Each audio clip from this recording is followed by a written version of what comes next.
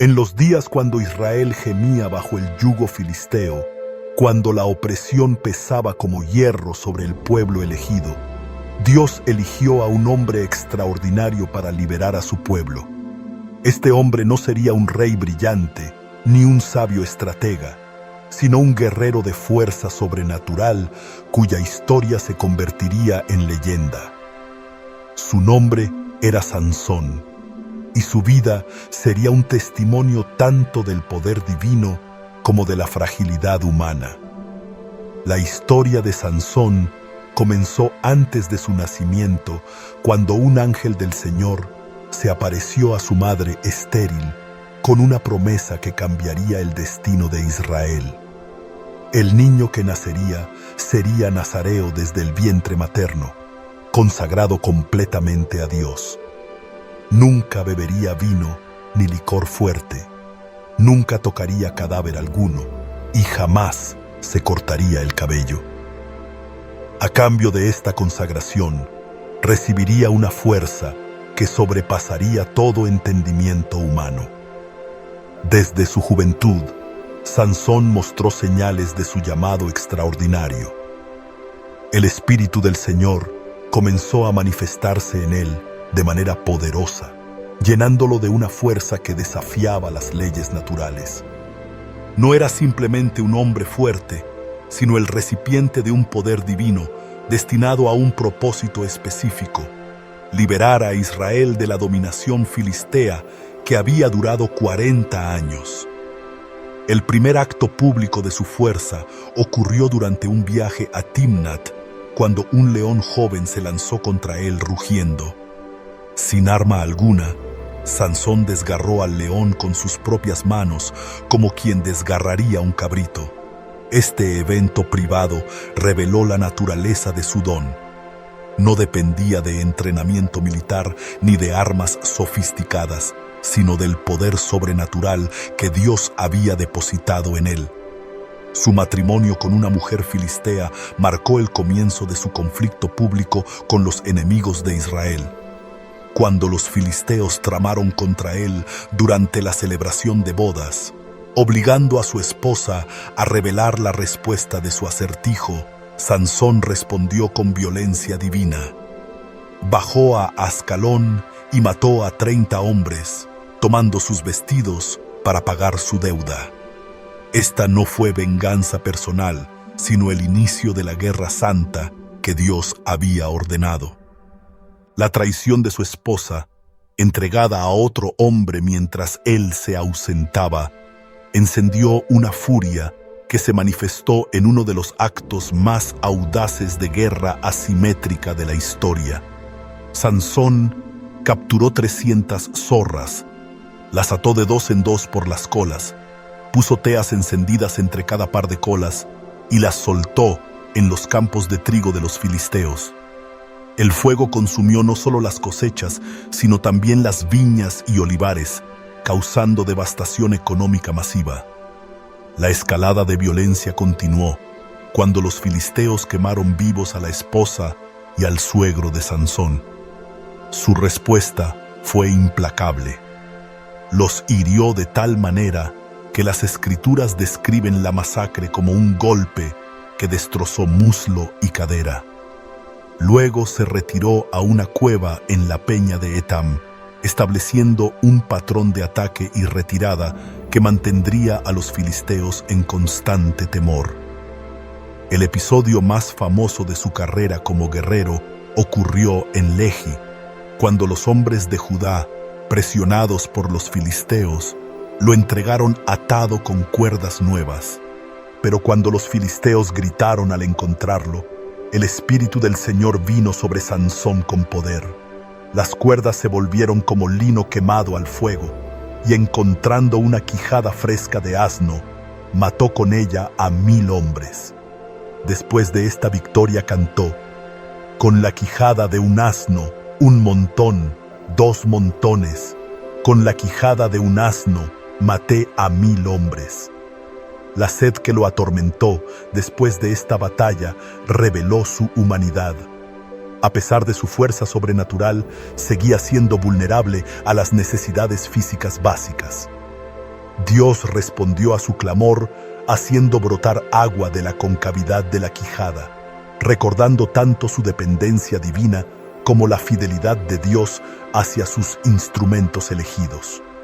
Durante 20 años, Sansón juzgó a Israel desde su posición de terror respecto a los filisteos.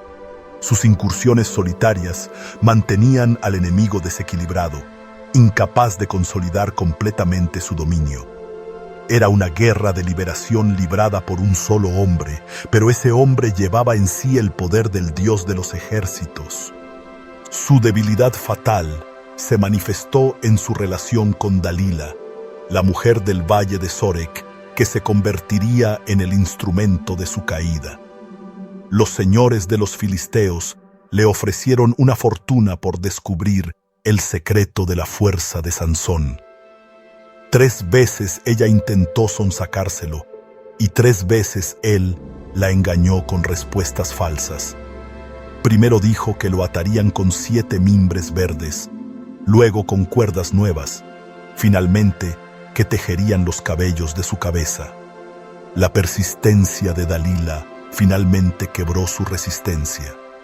Con lágrimas y reproches diarios, lo fatigó hasta que su alma se angustió hasta la muerte. Finalmente, reveló todo su corazón. Nunca había pasado navaja sobre su cabeza porque era nazareo de Dios desde el vientre de su madre. Si fuese rapado, su fuerza se apartaría de él y se volvería débil como cualquier otro hombre. La traición final llegó mientras dormía sobre las rodillas de Dalila. Ella hizo que un hombre le cortase los 7 mechones de su cabeza y comenzó a afligirlo porque su fuerza se apartó de él. Cuando despertó diciendo como otras veces, «Saldré como las otras veces y me escaparé», no sabía que el Señor ya se había apartado de él. Los filisteos lo prendieron, le sacaron los ojos y lo llevaron a Gaza atado con cadenas de bronce. Allí lo pusieron a moler en la cárcel, símbolo humillante de su caída desde la gloria hasta la degradación más profunda. Pero mientras molía en la oscuridad de su ceguera, su cabello comenzó a crecer nuevamente. El final llegó durante una gran celebración en el templo de Dagón, donde 3000 filisteos se reunieron para burlarse del que había sido el azote de su nación. Colocado entre las columnas principales del templo para el entretenimiento de sus captores, Sansón oró por última vez. «Señor Dios, acuérdate ahora de mí, y fortaléceme ahora solamente esta vez, oh Dios, para que de una vez tome venganza de los filisteos por mis 2 ojos». Haciendo las 2 columnas centrales sobre las cuales se sustentaba la casa, se afirmó contra ellas y exclamó, «Muera yo con los filisteos». Inclinándose con toda su fuerza, derribó la casa sobre los principales y sobre todo el pueblo. Los que mató al morir fueron más que los que había matado durante su vida. El legado de Sansón no terminó en las ruinas del templo de Dagón. Aunque su vida estuvo marcada por la contradicción entre la fuerza divina y la debilidad humana, su sacrificio final abrió un camino de esperanza para Israel. En su muerte, cumplió lo que había sido anunciado antes de su nacimiento. Comenzó la liberación del pueblo escogido de manos de los filisteos. Así, aun caído entre escombros, Sansón brilló como instrumento de la voluntad de Dios. Los ancianos de su pueblo lo llevaron y lo sepultaron entre Sora y Estaol, en el sepulcro de su padre Manoa. Allí descansó el juez que había desafiado a una nación entera, no con ejércitos ni estrategias, sino con la fuerza que venía del Señor. Su tumba se convirtió en un recordatorio de que la historia de Israel no se sostenía en la grandeza de sus hombres, sino en la fidelidad de su Dios. Con el paso del tiempo, la memoria de Sansón sirvió como advertencia y como inspiración. Advertencia para no dejarse seducir por el engaño del pecado, que mina la fuerza del alma, e inspiración para confiar en el Dios que puede restaurar incluso al caído. En su tragedia, Sansón mostró que la gracia divina puede obrar aún en medio del error humano y que la redención nunca está fuera de alcance. Muchos siglos después, su historia continúa hablándonos.